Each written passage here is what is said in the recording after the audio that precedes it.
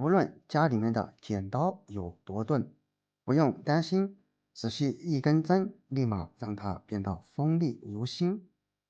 方法简单又实用。大家好，这里是红彤生活妙招。剪刀我们家家户户都有，不管是哪一种剪刀，用久了之后，它就会变钝，甚至生锈。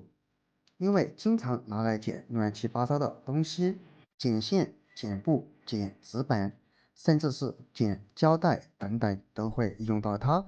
我们可以看一下，用久了之后，剪刀它的刀锋就会变钝，甚至于连纸板都不是那么容易剪开。刚买回来的时候，剪刀特别的锋利，别说是纸板、布条，都是非常轻松的就能剪开。而可以看见，现在剪出来的纸板，它的切口处非常的不平整，这就说明这一把剪刀已经变钝了。这里一根绣花针就轻松搞定，千万不要直接把剪刀给扔掉哦。无论是大剪刀还是小剪刀，当然在打磨之前，我们需要先把剪刀给它清理一下。可以看见上面不仅有锈迹，还有胶印，所以可以找出一瓶风油精。风油精不仅可以驱赶蚊虫，其实它也有去除胶带印的作用。将风油精给它滴在剪刀上，这里两边的剪刀刀锋上都分别的滴上一些。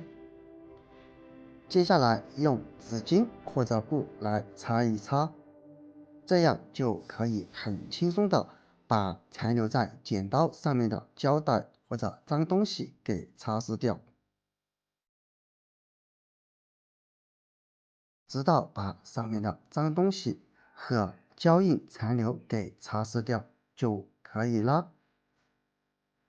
最后可以在剪刀上挤上一小段牙膏，再次用纸巾把牙膏均匀的涂抹在剪刀上。众所周知，牙膏不仅有清洁作用，还有摩擦感，并且还可以去除异味。平常剪刀用来剪乱七八糟的东西，难免会有异味残留，所以用牙膏就能很好的解决这个问题。直到将整把剪刀上都均匀的涂抹上一些牙膏，然后用钢丝球在剪刀上这样刷一刷。钢丝球它硬度很高，而这样刷，利用牙膏的摩擦力，可以将上面的锈迹给刷得七七八八的。因为剪刀只要沾过水，基本上上面就会生锈，因此我们也需要给它长期这样清理一下哦。其实无论是剪刀或者是你家里面的菜刀，钝了不快了，都可以使用这个方法来清理，直到将整把剪刀的刀锋都用钢丝球这样刷一遍过后，我们只需要再次给它放在水龙头底下，把刷出来的脏东西以及牙膏和锈的残留给清洗掉就可以了。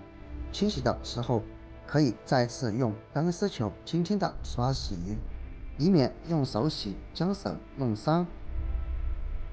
通过这样清洗出来的剪刀，你会神奇的发现，上面的脏东西和锈迹，以及之前的胶带残留都已经不见了。冲刷好以后，我们再来看一下剪刀和清理之前差别是不是非常之大呢？接下来只需要用纸巾把上面的水渍残留给擦拭干净就可以了，并且擦的过程当中，我们可以看见还有一定的锈迹，这些锈迹就是通过钢丝球给刷出来的。现在用纸巾擦一擦，直到把上面的水分全部擦拭干净就可以了。清理好剪刀以后，现在找出你家的绣花针，用绣花针来开始打磨剪刀。